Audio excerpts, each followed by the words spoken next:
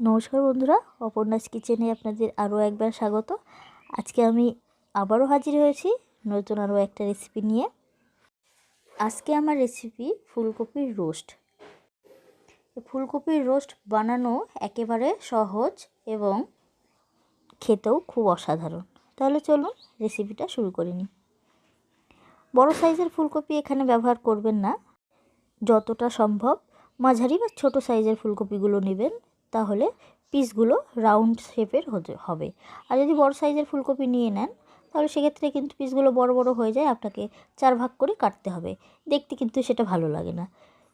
আর এরকম ছোট সাইজের ফুলকপি নিলে আপনার পিসগুলো সবগুলো সেম হবে, সেক্ষেত্রে দেখতেও ভালো লাগে আর রান্না করতেও সুবিধা হয়। ভেতরের যে অংশটা বের হয় সেটা ফেলে দেব।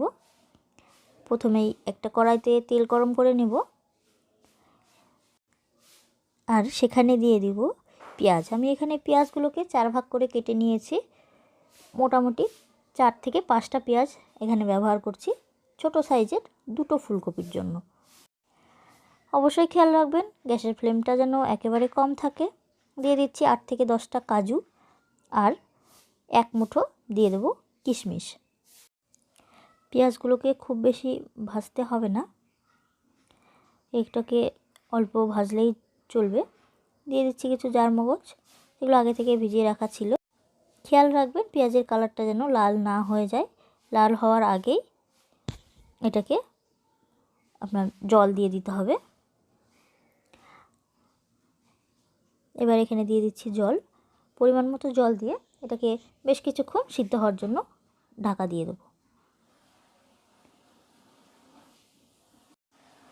আরও একটা কড়াইতে তেল গরম করে নিচ্ছি। আমি এখানে তেল আর ঘি একসঙ্গে দিয়ে দিচ্ছি। ফুলকপির পরিমাণ হিসাবে আপনাকে তেল ঘি ব্যবহার করতে হবে, কারণ এটাকে আপনাকে ভাজতে হবে। তবে হ্যাঁ, আমি ফুলকপিটা খুব বেশি ভাজবো না, কালারটা সবুজ কালারই থেকে যাবে। যতটা সম্ভব কম ভাজা যায় ততটাই কম ভাজবো, হালকা বাদামি কালার হয়ে যাওয়া পর্যন্ত। এদিকে পেঁয়াজের মধ্যে কাঁচা লঙ্কা দিয়ে পেস্ট করে নেব। ফুলকপিগুলোকে খুব ভালো করে প্রথমে আমাকে ধুয়ে নিতে হবে। জলটা না ছাড়িয়ে নিলে কিন্তু জলটা ছিটে গায়ে পড়তে পারে, সেই জন্য আগে থেকে জলটা ভালো করে ছাড়িয়ে নিয়ে ফুলকপিগুলো তেলে ছাড়বেন।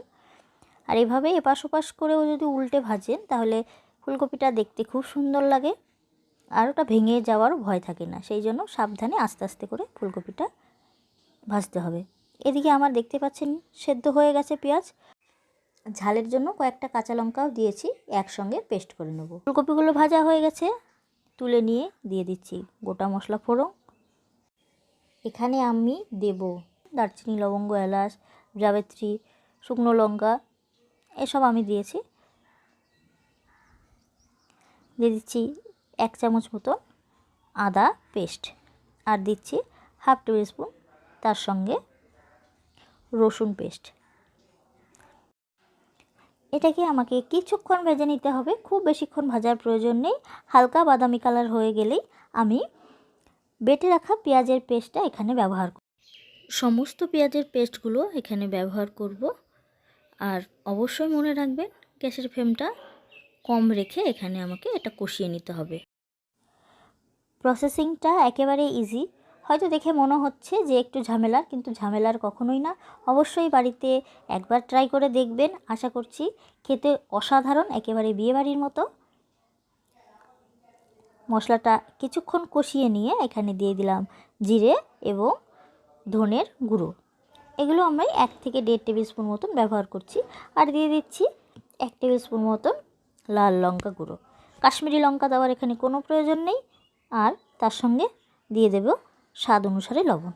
আপনারা যতটা লবণ খেতে পছন্দ করেন এখানে ততটা পরিমাণ লবণ ব্যবহার করবেন। এবার মশলাটাকে আমাকে কিন্তু বেশ কিছুক্ষণ কষিয়ে নিতে হবে। তার জন্য গ্যাসের ফ্লেমটা কমিয়ে আমি খুব আস্তে আস্তে মশলাটাকে কষাবো। কিছুক্ষণ মশলা কষানোর পর আমার আস্তে আস্তে তেল ছাড়া শুরু হয়েছে। তারপরে এখানে দিয়ে দিচ্ছি 1/2 টেবিল স্পুন মতন টক দই। টক দইয়ের পরিমাণটা যদি আপনার বেশি হয়ে যায় তাহলে কিন্তু রান্নার টেস্টটা একেবারে নষ্ট হয়ে যাবে। যার জন্য অবশ্যই টক দইয়ের পরিমাণটা চেষ্টা করবেন পারফেক্ট রাখার। যদি আপনারা ব্যালেন্সটা বুঝতে না পারেন তাহলে প্রয়োজনে একটু কম ব্যবহার করবেন।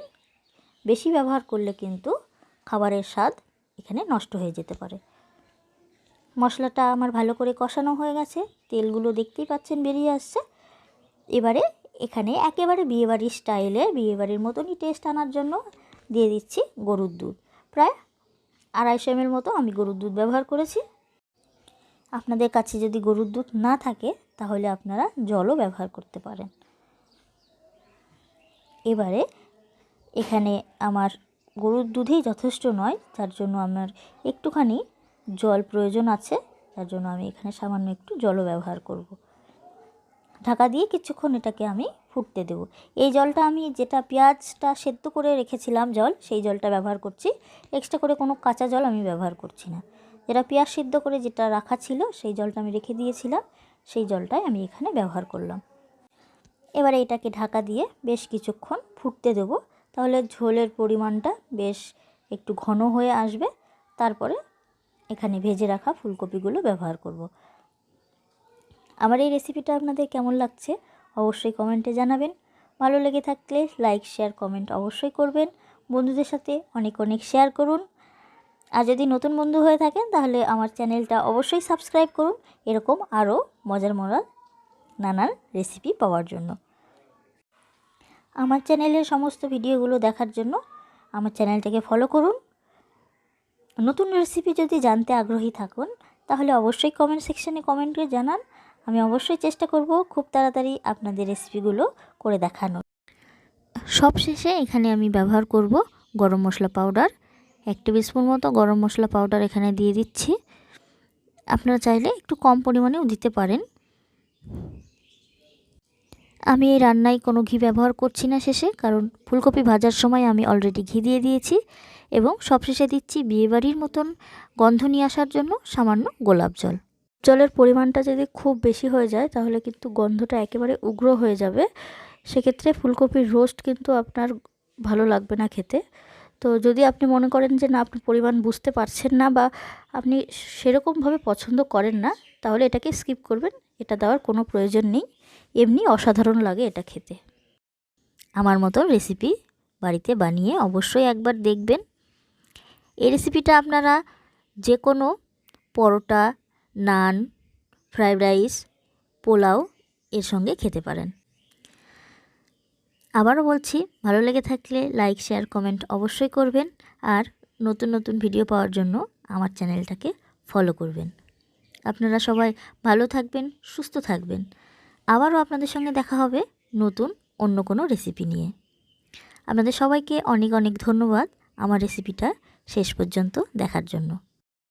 এই ফুলকপির রোস্ট বানানোর জন্য আমার প্রয়োজন হয়েছে আদা, প্রয়োজন ফুলকপি, পেঁয়াজ, রসুন, কাজু, কিশমিশ, চারমগজ, শুকনো লঙ্কা, কাঁচা লঙ্কা, সাদা তেল, ঘি এবং গরম মশলা।